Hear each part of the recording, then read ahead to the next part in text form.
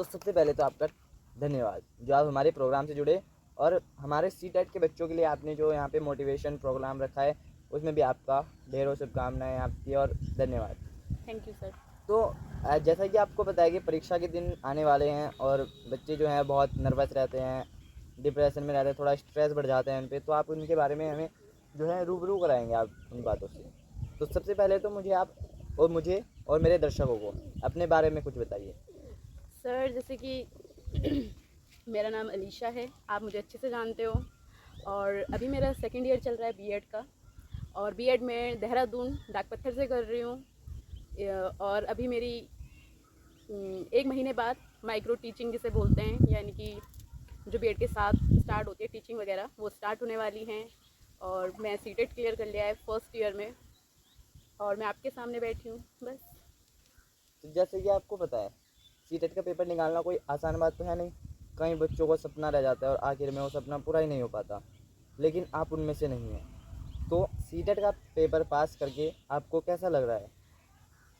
मैं ये मानती हूँ कि सीटेट पेपर कठिन होता है, क्योंकि बहुत से बच्चे ऐसे होते हैं जो बहुत मेहनत करते हैं, कोचिंग लेते हैं। इवन आपने सुना भी होगा पेपर लीक हो गया था 2-2.5 लाख रुपए में, मतलब काफ़ी कुछ होता है, क्योंकि ये एक सेंट्रल एग्ज़ाम होता है।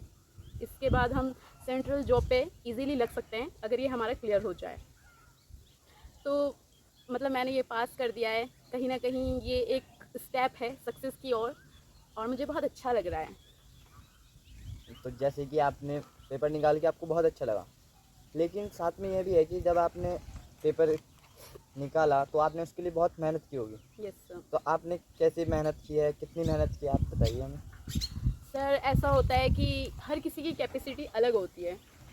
हमें कुछ चीज़ें ऐसे होती है कि बहुत जल्दी अंडरस्टैंड हो जाती है, मतलब जिन चीज़ों को हम बहुत आसानी से इजीली समझ लेते हैं। और कुछ लोग आपने देखा होगा अक्सर क्लास में अगर टीचर पढ़ाता है, कुछ बच्चों को बहुत जल्दी समझ आ जाता है, वो बहुत जल्दी कैच कर लेते हैं, और कुछ बच्चे ऐसे होते हैं जिनको स्लोली स्लोली समझ में आता है, लेकिन उन्हीं में ऐसा भी होता है कि वो कभी भूलते नहीं हैं या फिर कुछ बहुत जल्दी भूल जाते हैं। तो आपने जो मुझसे क्वेश्चन किया कि कैसे मैंने इसके लिए मेहनत की है, तो सर सबसे पहले मैंने पूरा जो सिलेबस वगैरह था इसके बारे में पढ़ा, इसको कुछ मतलब पार्ट्स में डिवाइड किया कि मेरे को कौन सी चीज़ पे ज़्यादा काम करनी है, या मेरा कौन सा सिलेबस, कौन सी चीज़ मतलब ज़्यादा स्ट्रॉन्ग है और कौन सी वीक है। तो इस पर मैंने काम किया, और उसके बाद मैंने मतलब ऐसा था कि जैसे एनसीईआरटी आती है तो मैंने रात को 2 बजे से लेके 5 बजे तक भी पढ़ा है। और कुछ दिन ऐसे भी आते थे जहाँ पर मतलब मेरा कुछ भी नहीं पढ़ना हो पाता था। तो मेहनत तो करनी होती है, ये डिपेंड करता है कि आप उसे कब कर रहे हो। तो आप ये बताइए कि जो है हमारा एक स्टूडेंट है वो पूछ रहा है हमें यस सर। कि सीटेट का सिलेबस बता दीजिए। सीटेट का सिलेबस, इसमें 2 एग्ज़ाम होते हैं, 2 पेपर होते हैं। एक होता है सीटेट एग्ज़ाम फर्स्ट, और एक होता है एग्ज़ाम सेकंड होता है। जो सीटेट फर्स्ट है वह प्राइमरी लेवल के टीचर्स के लिए होता है, जिसमें हमें 1 से 5th क्लास के स्टूडेंट्स को पढ़ाना पड़ता है प्राइमरी स्कूल्स में। तो इसका जो सिलेबस है वो हमारा है, इसमें हमारी एनसीईआरटी पूरी आती है 5th क्लास तक, ईवीएस की, साथ में इसमें मैथ्स आती है 30 मार्क्स की। और हमारी जो 2 लैंग्वेज होती हैं, लैंग्वेज 2 कुछ भी हो सकती है जो हम लेना चाहें, वो हिंदी इंग्लिश भी हो सकती है। ये कंपलसरी नहीं है कि आपको इंग्लिश ही लेनी है, या ये कंपलसरी नहीं है कि आपको हिंदी ही लेनी है। आप 2 लैंग्वेज कोई भी ले सकते हैं, जो हमारे संविधान में लैंग्वेज दी गई हैं उनमें से आप कोई भी लैंग्वेज ले सकते हो 2, और आप अपना पेपर दे सकते हो, जो कि 30 मार्क्स की आती है। और इसके साथ ही जो आप बीएड में पढ़ते हैं या डीएलएड में पढ़ते हैं, 30 मार्क्स की सीडीपी आती है, जिसे हम बोलते हैं चाइल्ड डेवलपमेंट पेडागोजी। तो ये भी 30 मार्क्स की आती है। टोटल जो पेपर होता है वो 150 मार्क्स का होता है। तो ये फर्स्ट पेपर की बात हो गई है। सेकंड पेपर होता है हमारा सीटेट का, जिसमें हम किसी स्पेसिफिक टीचर यानी कि सब्जेक्ट के टीचर बनते हैं, जैसे कि टीजीटी सोशल साइंस, अंतर थोड़ी हिंदी, ना कुछ होगा। या फिर और कोई भी। तो मैंने तो सोशल साइंस पढ़ा था, तो सोशल साइंस या फिर जो भी हम सब्जेक्ट लेते हैं, तो उसमें क्या बोलते हैं 30 मार्क्स की हमारी कोई भी एक लैंग्वेज आएगी, फिर 30 मार्क्स की कोई दूसरी लैंग्वेज आती है जो 60 मार्क्स हो जाता है, और इसके बाद 60 मार्क्स का हमारा सब्जेक्ट आता है, और प्लस इसमें 30 मार्क्स की सीडीपी आती है। ओके, तो आपने जो है बहुत अच्छा बोला है, बच्चों को बहुत मोटिवेशन मिला है, लेकिन लेते हैं थोड़ा सा ब्रेक, हमें मुर्गा भगाना है। ओके गाइस, एकदम आ रहे हैं। तक बंद हो। Video start. सो फिर से स्वागत है गाइज आपका एक बार फिर से। तो हमारा जो छठा क्वेश्चन जो है हमारा, जो हमारे देहरादून के ही एक स्टूडेंट है उन्होंने पूछा है। तो आप हमें ये बताइए कि सीटेट के एग्ज़ाम 2 होते हैं। हाँ जी, सीटेट के एग्ज़ाम 2 होते हैं। तो एग्ज़ाम फर्स्ट और एग्ज़ाम सेकंड में क्या अंतर होता है, ये आप बताइए बच्चों को। बच्चे इसमें बहुत कंफ्यूज रहते हैं।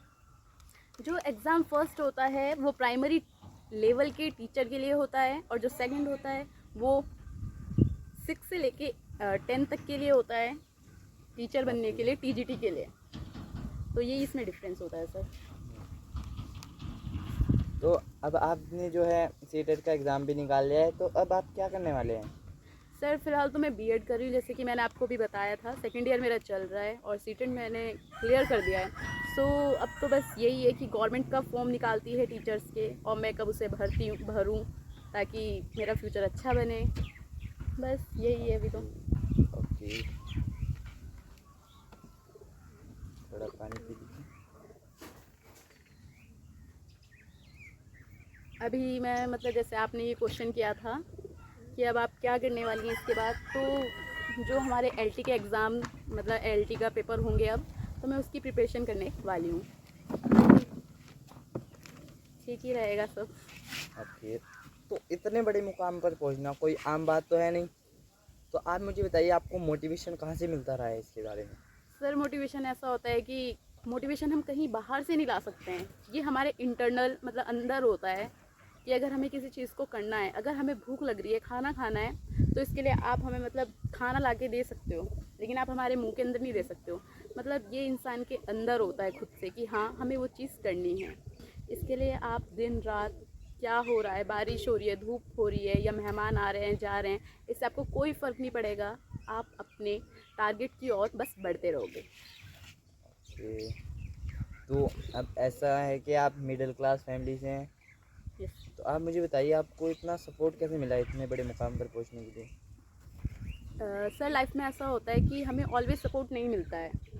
कभी कभी मतलब सपोर्ट मिल जाता है, और कभी कभी ऐसा होता है कि कहीं ना कहीं हमारा जो सपोर्ट है वो टूटने लगता है। तो मतलब हमें अंदर से सबसे पहले तो हमें अपने विल पावर्स पे मतलब भरोसा रखना होगा, खुद पे भरोसा रखना होगा कि हाँ हम कर सकते हैं। और कहीं ना कहीं जैसे कि आपने बताया कि मतलब इतना सपोर्ट कहाँ से मिल रहा है, तो इसके लिए भी मैं ये कहना चाहूँगी कि सपोर्ट कुछ लोग कर देते हैं, कुछ लोग बातें बनाते हैं कि हाँ ये, जैसे मेहमान हमारे घर पर आते हैं तो बोलते हैं कि ये हमसे बात ही नहीं करती है, ये अलग रहती है टाइप करके। आपको इवन आपके पेरेंट्स, आपकी फैमिली मेम्बर्स, सिबलिंग्स आपके, वो भी बोलेंगे कि हाँ ये कुछ काम नहीं करते हैं, ये ऐसे है वैसे है।